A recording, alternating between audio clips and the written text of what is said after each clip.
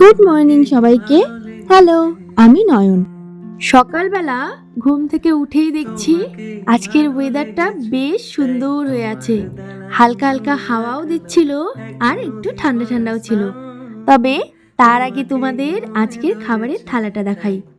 খাবারগুলো মা এত সুন্দর করে সাজিয়ে গুছিয়ে দিয়েছিল যে ভিডিও না করে পারলাম না। আচ্ছা, তোমাদের তো বলাই হলো না, আজ না আমাদের ঘুরতে যাওয়ার প্ল্যান হয়েছে, তাই রেডি টেডি হয়ে বেরিয়েও পড়েছি। তবে জানো তো, যখন আমরা আগে থেকেই প্ল্যান করে রাখি যে আজ ঘুরতে বেরোবো, সেটা কোনো না কোনোভাবে ক্যান্সেল হয়ে যায়। তাই আগে থেকে প্ল্যান করাই আমরা বন্ধ করে দিয়েছি।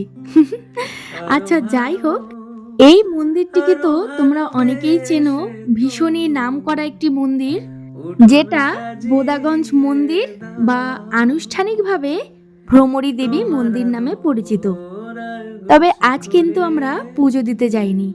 আর যেহেতু আমিষও খেয়েছিলাম, তবে আমরা কিন্তু স্নান করে ধোয়া জামা কাপড় পরে গিয়েছিলাম, কিন্তু তবুও মা বলল ভেতরে যেতে না, তাই তোমাদেরকেও দেখাতে পারলাম না।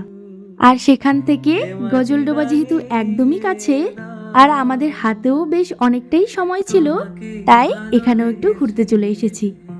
আর এসেই আগে পেয়ারা মাখা খেয়েছি, কারণ পেয়ারাগুলো দেখেই আমার লোভ লেগে গিয়েছিল। আর তারপর তো ফটো ভিডিও তুলে চলে গিয়েছিলাম এই রেস্টুরেন্টটায়। এটা রিসর্ট কাম রেস্টুরেন্ট ছিল। তবে লাঞ্চ করতে এসেছি, কিন্তু লাঞ্চ টাইম অনেকক্ষণ আগেই পেরিয়ে টেরিয়ে শেষ। সত্যি বলতে জানি না কেন রেস্টুরেন্টটা দেখেই আমাদের মনে হয়েছিল যে খাবারগুলো ভীষণই ভালো হবে, আর দামটাও তুলনামূলক ভালোই ছিল। তবে আমাদের কারোরই খাবারগুলো সেভাবে পছন্দ হয়নি। যাই হোক, খাওয়া দাওয়া কমপ্লিট করে বাড়িও চলে এসেছি, আর এসেই আগে ফ্রেশ হয়ে নিয়েছি, আর এখন এক কাপ চা নিয়ে বসবো। তাহলে চলো আজ আসি, টাটা।